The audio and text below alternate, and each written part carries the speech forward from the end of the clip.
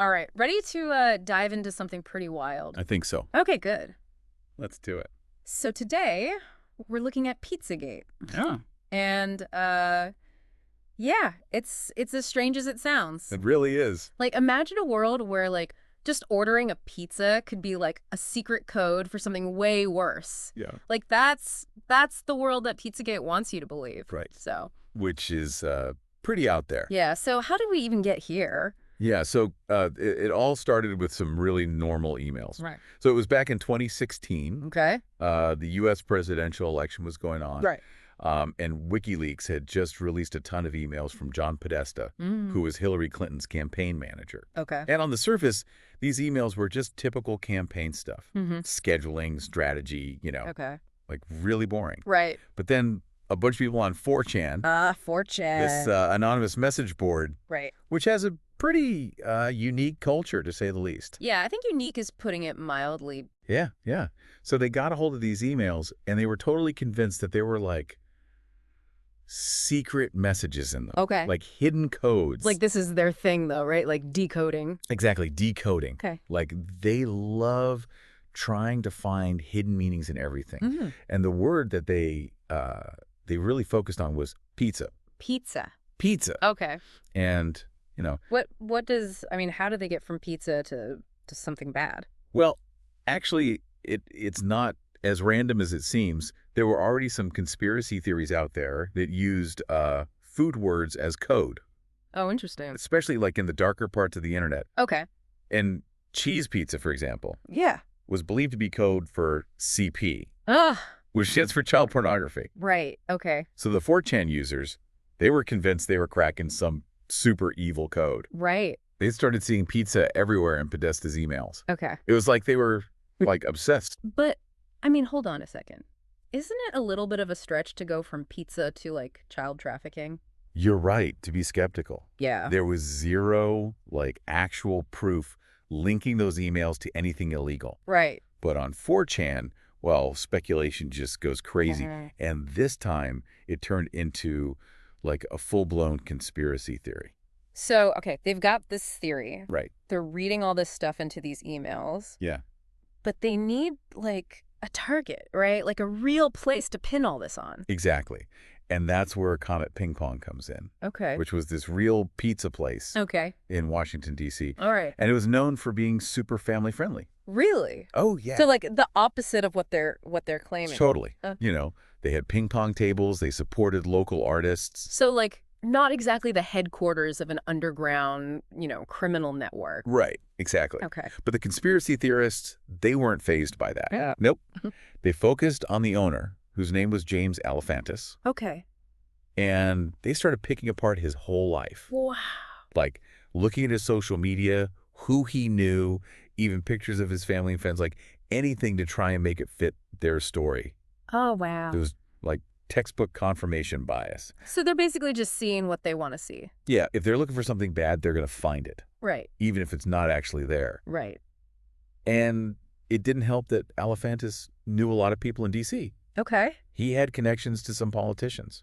So they saw that as, like, proof that he was part of some, like, elite group. Exactly. Okay. Instead of, just someone who's active in their community. Right, right. But, that's confirmation bias for you. It makes you twist even the most innocent things to fit your story. Yeah. And here's where things get really scary. Okay. This whole thing wasn't just limited to, like, the dark corners of 4chan anymore. So it got out. It got out. It started, like, spreading into the mainstream. How? How did that happen? Well, Pizzagate went viral. You had YouTube videos with millions of views. Wow. Facebook posts spreading the evidence. Right. Twitter blowing up with all these accusations. So suddenly, like, everyone's talking about this pizza place that's the center of a global conspiracy. Yeah, it was crazy. I mean, how did that even happen? I think social media really had a big part in it. Okay. Those platforms, they're made to keep you scrolling. Right. And unfortunately, that means they're often showing you stuff that already fits with what you believe. Right. So if you see one Pizzagate video, you're going to see a ton more. Exactly. And pretty soon, it seems like everyone believes it, even though there's no proof. It's like you're in an echo chamber right there. Yeah. And any other voices, like any other opinions, just get drowned out? Yeah, that's a good way to put it. It's like the conspiracy theory becomes the only truth. Yeah, and we see this with a lot of stuff online, and it's kind of scary how easily people get pulled into these like made up realities. Yeah, I think it's the allure of the unknown. People love a good mystery, and Pizzagate tapped into that. Right. But like in a bad way. Okay. What started as like healthy curiosity turned into paranoia Hmm. because people were being constantly fed this misinformation. And this brings us to December 2016, Right, when this online chatter actually turned into something really terrifying in the real world. right. A man named Edgar Madison Welch drove all the way from North Carolina to Comet Ping Pong, Yeah, armed with a rifle. with a rifle. I mean, he was convinced that he was going to save children, that there were kids being held in the basement. It's crazy. Can you imagine, like, how scared the people who worked there must have been? It's awful. And the customers. Yeah, it's terrible. Welch actually fired his gun inside the restaurant. Oh my gosh. Thankfully, nobody was hurt. Okay. He was arrested. And later he said he regretted it.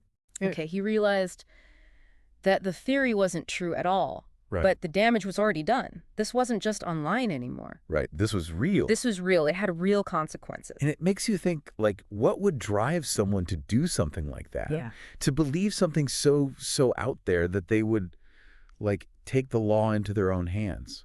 It's a good question. And it's something we're going to look at more in the next part of this deep dive. Right. We're going to go into, like, the psychology behind conspiracy theories, what makes people believe them, Right. and the lasting impact they can have. Okay. We'll also see how Pizzagate didn't just disappear. It actually, like, evolved into something even bigger and scarier. QAnon. So stay tuned for that. We'll be back in a bit to keep going down this rabbit hole. Sounds good. So we were talking about Edgar Madison Welch and, like, him going into Comet Ping Pong with a gun. Right? And it's scary, right? It shows how these online conspiracy theories can actually hurt people in the real world. Yeah, absolutely. And what's even crazier is that Pizzagate didn't just end there.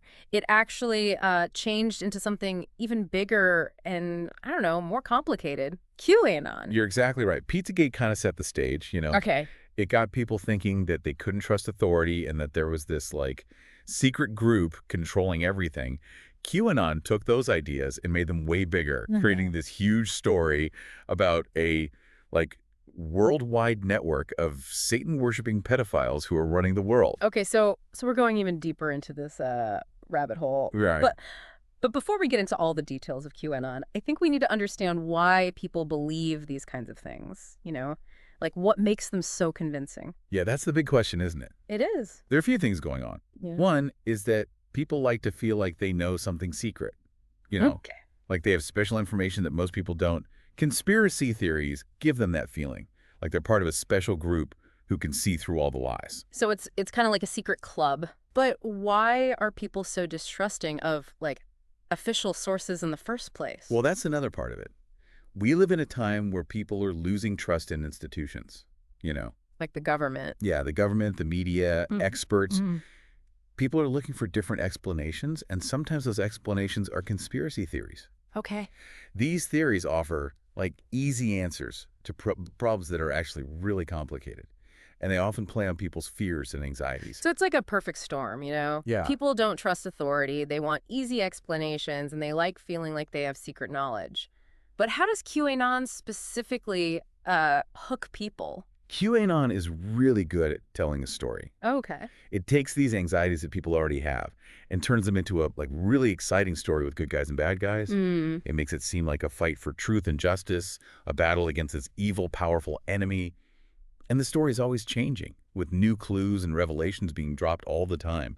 So it keeps people hooked. So it's like, I don't know, like a never-ending TV show. Yeah, exactly. With, like, cliffhangers and plot twists that keep you coming back for more. Right. But this isn't just harmless fun, right? No, definitely not. QAnon has real-world consequences. Okay. We've seen its followers showing up at political rallies, spreading false information online, and even getting violent. Right. Like the attack on the U.S. Capitol on January 6th, 2021 is a really scary example of how these beliefs can lead to actual harm. It's really scary to think that a conspiracy theory that started on the internet could have such a big impact on, like, our democracy. It is. So what can we do about it? How can we stop the spread of misinformation and like stop ourselves from falling for these things? That's the challenge we all face now, isn't it? Yeah. In this digital age. It's not easy, but there are things we can do. One is to develop a healthy sense of skepticism. Okay, so not just believing everything you read online. Right. Ask yourself, where is this information coming from? Is this a reliable source? What are their biases? Is there other evidence from credible sources? Don't just rely on one source, especially if it seems too sensational to be true. Okay, so it's like checking the label on your food. Oh, yeah. You want to know what's in it before you eat it? I like that analogy. Yeah. And just like with food, sometimes the flashiest claims are actually the worst for you.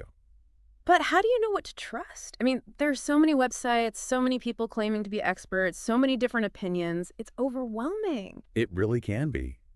That's why it's good to have a few, go-to fact-checking resources. Yep. Websites like Snopes, PolitiFact, and FactCheck.org, they do the work of checking information and debunking false claims. So they're like our guides in the crazy world of the internet. Exactly. And watch out for sources that make things seem too simple or rely on, strong emotions to get their point across. Okay. The truth is usually complicated. Yeah. And if a source tries to make it black and white, they're probably not telling the whole story. Right.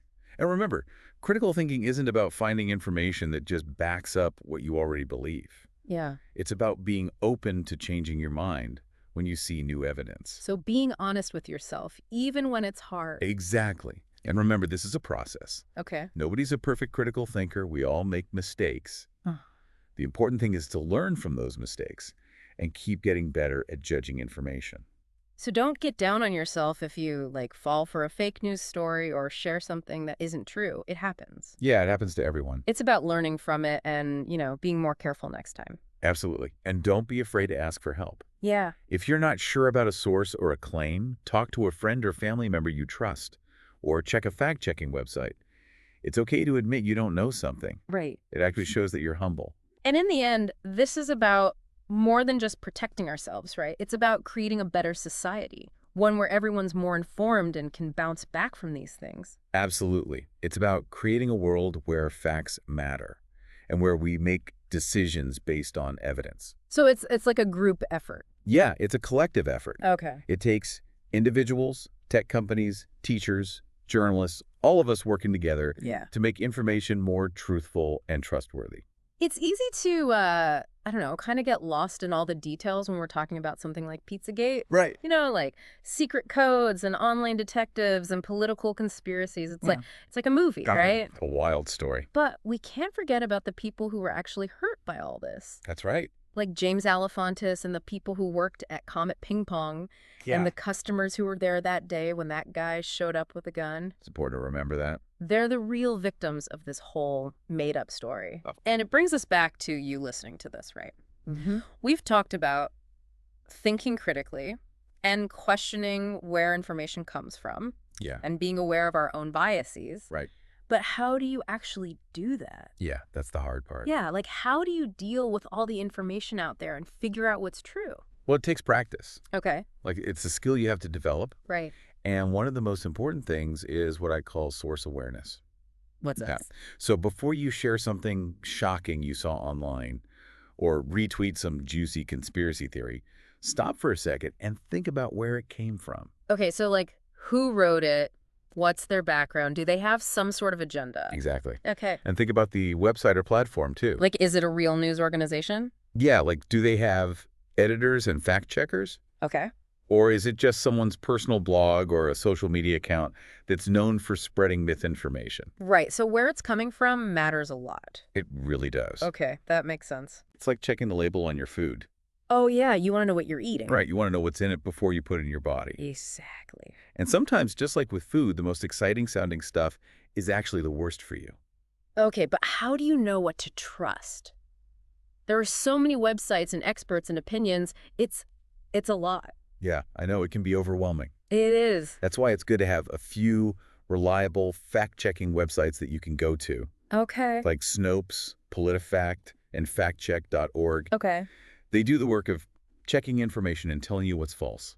So they're like, I don't know, like the Mythbusters of the internet. Haha, yeah, something like that. Okay, cool. So if you see something that seems really crazy or too good to be true, Mm-hmm. take a minute to see what those websites say about it. Good advice. And be careful with sources that make things seem too simple or try to get you riled up. Okay. The truth is usually complicated. And if someone's trying to make it black and white, they're probably not giving you the whole story. Right. And remember, critical thinking isn't about just finding stuff that you already agree with. Okay. It's about being open to changing your mind when you see new evidence. So be willing to admit you might be wrong. Exactly. That's tough sometimes. It is. It takes practice. It does. And remember, this is a journey, not a destination. Okay. None of us are perfect at this. We all make mistakes. Yeah, for sure. The important thing is that we learn from those mistakes and keep getting better at evaluating information. So, like, don't beat yourself up if you share something that turns out to be fake. Yeah, it happens. Right. What matters is that we learn from it and try to do better next time. Yeah. And don't be afraid to ask for help. Okay. If you're not sure about something, ask a friend or family member or check one of those fact-checking websites. Makes sense. There's no shame in admitting you don't know something. Right. It actually shows that you're humble and willing to learn. I like that. And remember, all of this, it's about more than just protecting ourselves. Okay. It's about building a society where everyone is more informed and can think for themselves. Right. So we're all in this together. Exactly. We have to work together to make information more trustworthy. That's the goal. That's a good goal. Yeah. So as we wrap up our deep dive into Pizzagate, we want to leave you with this. Okay. Don't be afraid to question things, to have doubts, to be skeptical. Right. But don't let that turn into cynicism. Remember that truth is out there and it's worth fighting for. It is. Keep learning, keep asking questions, and hold yourself and others accountable for the information you share. And important. Because in this world of misinformation, critical thinking is our most powerful weapon. Absolutely. Thanks for joining us on this deep dive. Yeah. Thanks for listening. We hope you found it helpful and maybe even empowering. We hope so. And remember, the fight for truth never really ends. It's an ongoing process. So let's fight it together. I'm in.